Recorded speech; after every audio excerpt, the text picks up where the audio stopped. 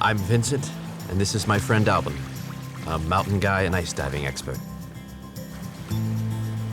As two adventurers, we have come to explore the submerged faces of icebergs, these gigantic blocks of ice carried inexorably along by currents from the Arctic Ocean. We don't really know what awaits us in this secret world, but we hope to discover some fabulous creatures. To do this, we intend to kayak between the only two communities on the entire east coast of Greenland, one of the most inhospitable places on Earth.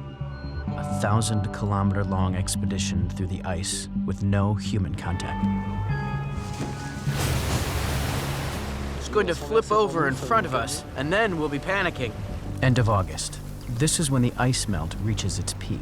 We know it's late in the season to be venturing here before the winter imprisons everything, but it's also the ideal moment to get up close to drifting icebergs and dive under the ice. We're completely stuck. Feels like there's no way out. I've had enough. The countdown has begun. It's imperative we reach our destination before the end of October, or we'll be at the mercy of the storms, the newly forming sea ice, and the polar night.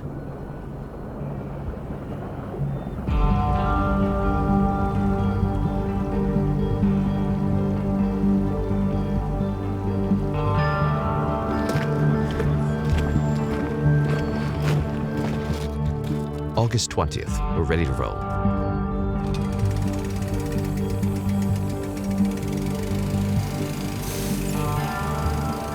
This village may look peaceful, but the Great North has something of the Wild West about it.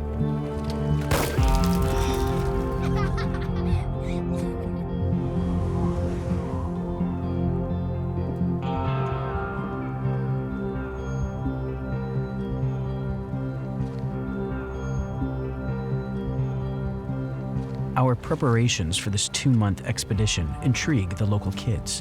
What have we come in search of? Adventure with a capital A. Why are we setting out? To be as carefree as these kids, to bask in freedom. With the kayak, me and my gear, it must be 300 kilos. Yeah, thereabouts. The maximum load, basically. Yeah. Not easy, huh? Are you gonna get it all in? Yeah, no problem.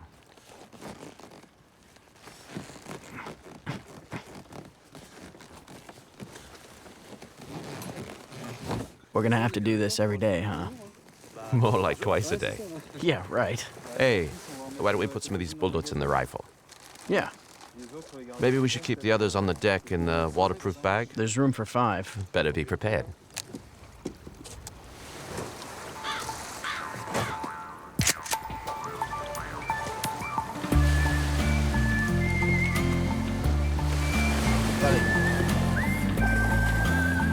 Oh, damn. I'm not getting anywhere. For now, with our bear gun in hand, we're heading south to Piterak. And we're off. Hey, I'm beat. You wanna stop? That's the last chance, now or never. I'm gonna stop or keep going. All right, I guess we can keep on going. All right. I'm coming with you. We'll be fine. Damn, 1,000 kilometers. That's right. It's crazy. It's basically nothing between the two villages. From here on in, we're on our own. Apart from our satellite link to Gigi, Geraldine, our weather girl.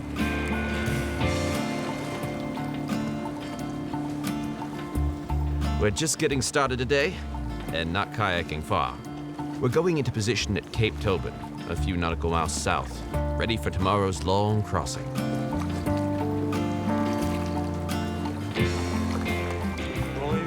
Want to go over communication signs? Yeah, What are they again?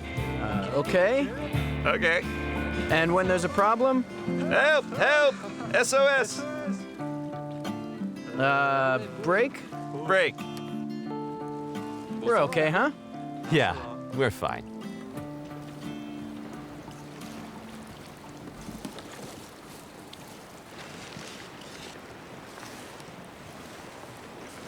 Sure we've got enough food? I don't know.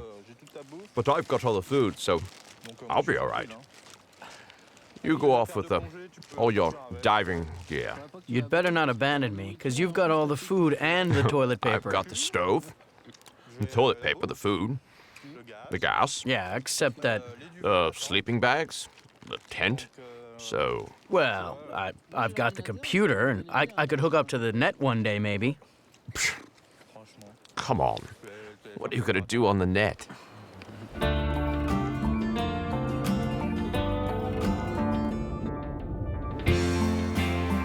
This expedition is full of unknowns. Very few people travel this coast, so it's badly mapped. We work out our route on satellite maps, notably where to pitch camp among all the sheer cliffs awaiting us further south.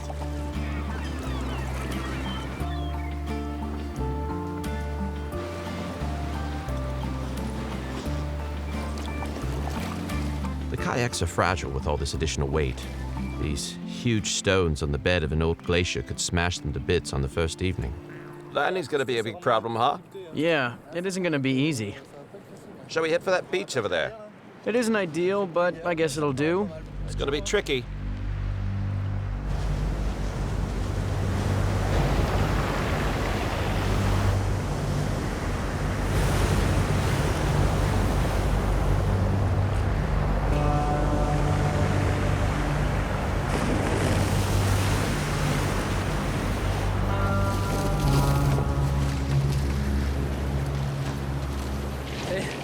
Our first landing definitely wasn't easy. It's okay. They didn't do much damage to the kayak, those little stones. No, But if there are more waves and bigger rocks, we can't land on big rocks. They'll smash the kayaks to bits. no, for sure. Hey, Vince, we should find a place to sleep.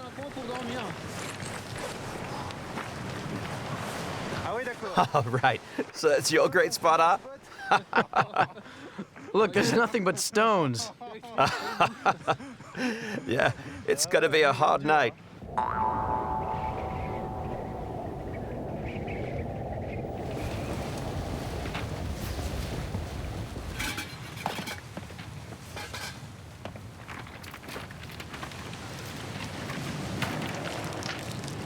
Time to eat? Yes. Yeah, it feels really good to eat. Here, have some. Nice restaurant. Panoramic view despite the fog. Comes down fast. See that? Just 10 minutes. There's like zero visibility.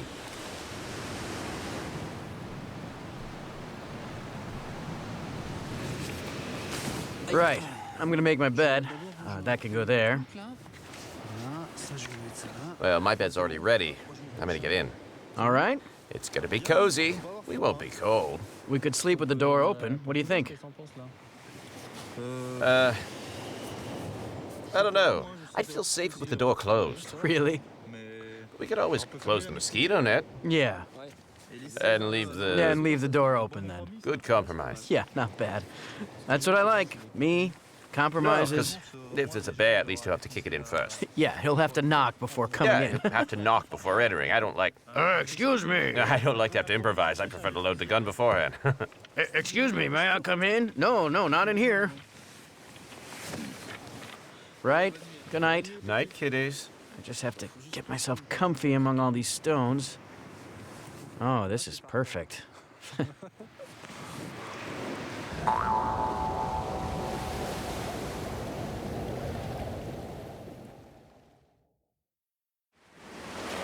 That's 30 kilometers. Yeah, it's a fair way.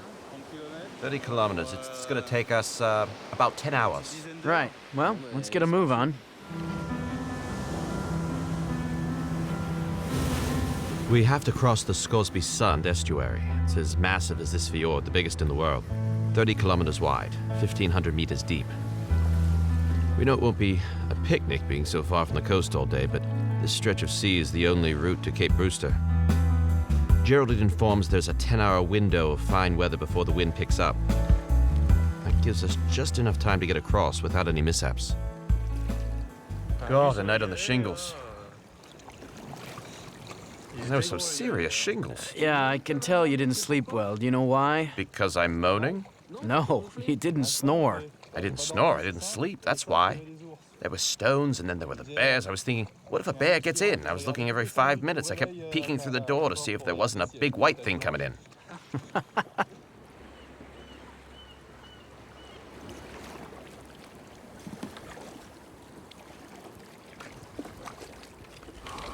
We set off at 2. It said it would take 9 hours. Yeah. But we left 2 hours ago, and it's still saying 9 hours. Oh, yeah? Yeah. It's gonna be long. The current's getting stronger. Yeah, I'm starting to feel it.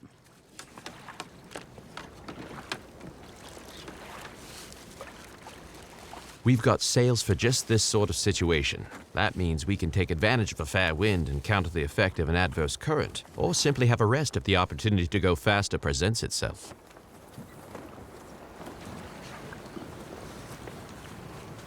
Bye. See you later. You have to heel over a bit and be ready Yeah. to let the sheets out if the wind picks up.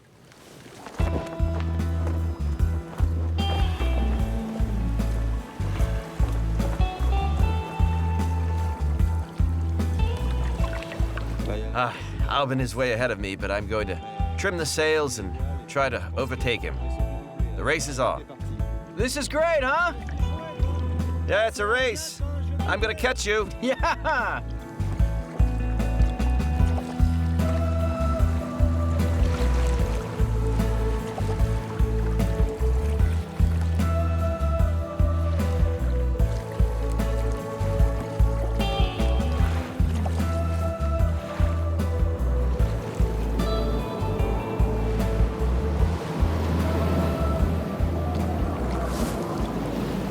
Sails are great, but ours are definitely not made to withstand the force of the wind that's picked up all of a sudden. So, it's time to drop sails. We've been paddling for 8 hours now, and we're only halfway across the fjord, and still a long way from Cape Brewster. The wind rises, 25 knots, 30 knots.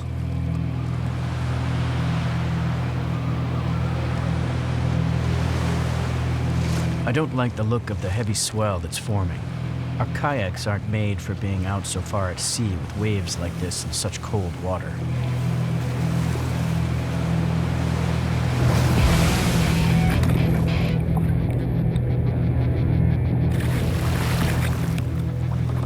What happened?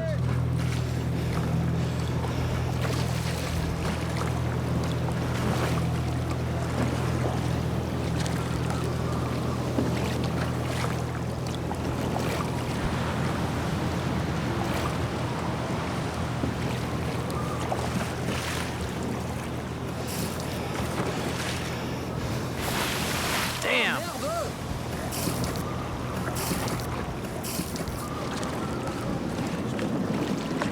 When did you see me? When you were surfacing and the two boards were in the air. Did you hear me shout, Vince? Yeah, I'd seen you about 5 seconds before, and I was making my way back. All right, right. I felt really alone for a few seconds there. This is hell. It's starting to get really tough.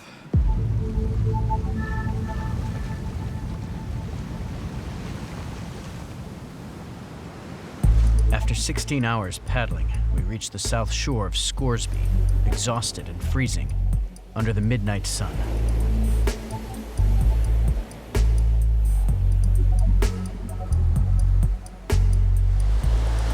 We have to test the gun. Did it get wet? Yeah, it's soaked, drenched, waterlogged. We'll have to give it a good clean tomorrow before we set off.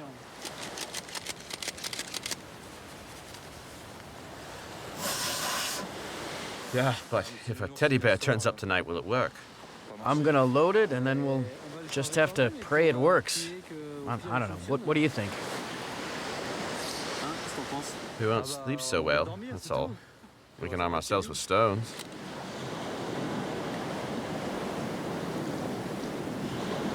What time is it? 12:30. Okay. Yeah, 12:30, and I've had it. I'm beat. God, thought we were never going to get here. And we've got a bit of work to do before we leave tomorrow. Yeah, there are loads of things to dry. Mm-hmm. Because there are things that are supposed to be waterproof, but when you put them in the water, you realize that they aren't waterproof at all. Surprising, huh? No. Things that are supposed to be unbreakable, break. Unsinkable things sink. It's a good thing it happened on the second day, I guess, rather than halfway through. At least we know the limits of our kayaks now. I'm bushed. Can you manage in the dark? Yeah, no problem. Good night. Night.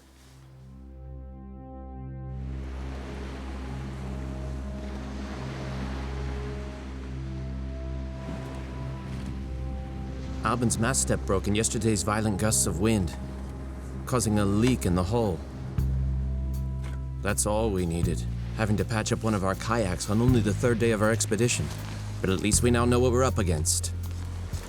We don't have much resin left. We better not have too many repairs to do.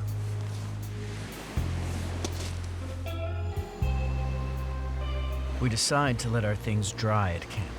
It may not look like it, but it's 3 degrees Celsius.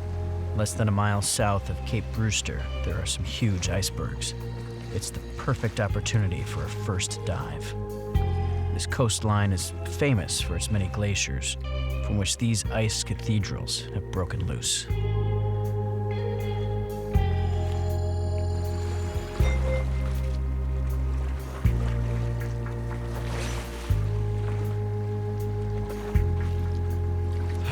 Not bad, huh? It's awesome. Totally unreal.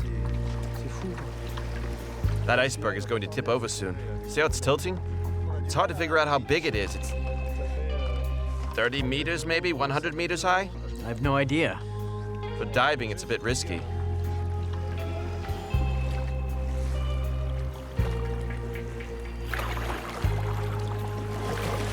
Diving under an iceberg is dangerous. It can flip over at any time. We pick a large tabular iceberg as it looks really solid. It must be 300 to 400 meters long, and to think that 9/10 of it is underwater. We set up a neat system allowing me to dive out at sea. The 2 kayaks are placed head to tail to form a kind of catamaran. It's hard to maneuver, but it's really handy. Okay, that's fine too. You go here.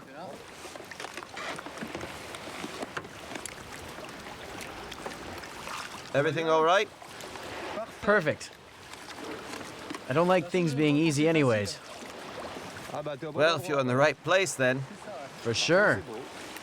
Spectacular though. It's really incredible. I'm gonna dive underneath it. It's awesome.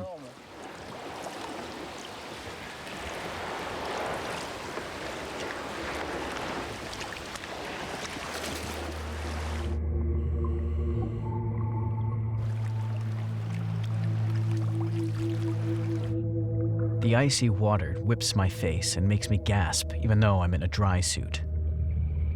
My instruments say it's 0 degrees Celsius. Anxiety is the first word that comes to mind. Sublime, the second.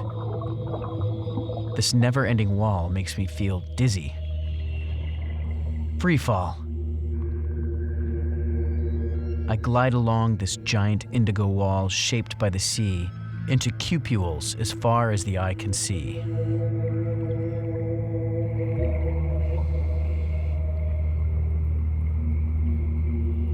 The wall is split by a crack of clear ice. It's as if I can see the iceberg's heart through this translucent window and feel it beating.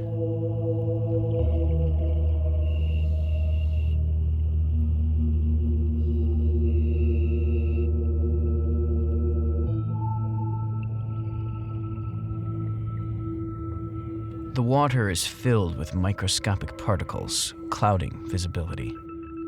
After a tiny amphipod, life takes on the strangest forms in these icy waters. This ctenophor's 8 rows of bioluminescent cilia reflect and diffract the beams of my lights.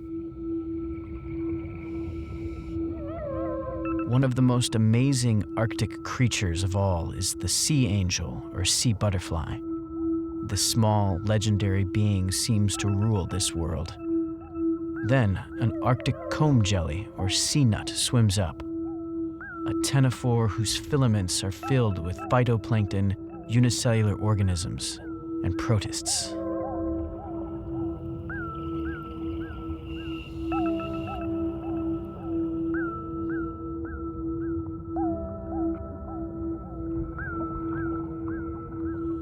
It dives toward the abyss, from where the ethereal Arctic jellyfish surges.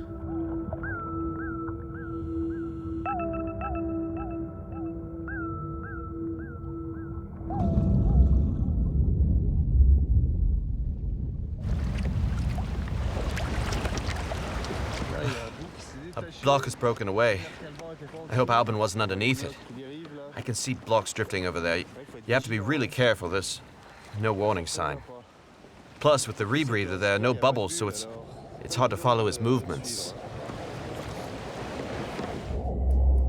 After 45 minutes underwater, the cold cuts straight through me. As I swim to the surface and see this block bobbing about in the water, I realize where the muffled sound I heard earlier came from. I was lucky. I feel tiny among all these floating chunks of ice. The ice is very thick, hundreds of thousands of tons calved off. That's why this adventure is so dangerous. I had a narrow escape this time.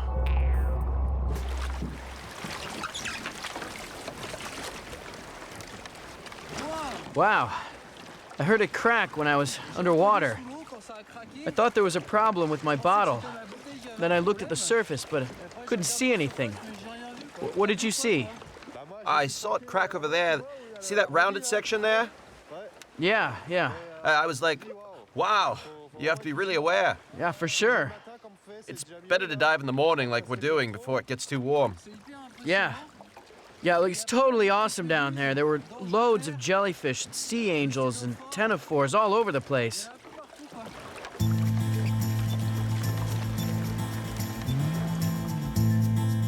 It's hard to share such an experience, even with Vincent, just as it might be hard for him to explain the solitude he feels on the surface, the weight and the anxiety knowing he can do nothing if the iceberg collapses.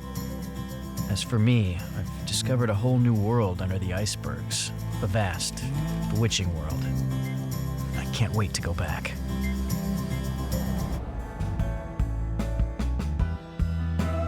Since leaving Etoko to meet, we've covered 100 or so kilometers southwards. We were only crossing Scoresby Sund when a violent wind rose up, a warning of what lies in store, and Alban almost didn't make it to the other side. It's late August, and we're only at the start of our expedition, but we can't wait to start doing battle with the ice. This is what's awaiting us to the south, a sea full of brash ice fallen from the glaciers. The wind is picking up. Dad, we better try to get out of here before it gets too compact and we get stuck. We'll need to be extra vigilant every second. We're following the bear's trail. We're going to come face to face with it. We won't be laughing then. Yay, it works. The problems will get worse, forcing me to take a bath in water at -1 degree Celsius.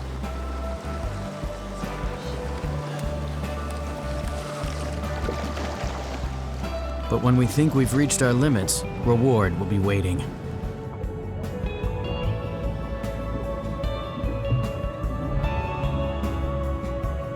Alban will even make a childhood dream come true, partnering the king of the Arctic in an amazing underwater dance.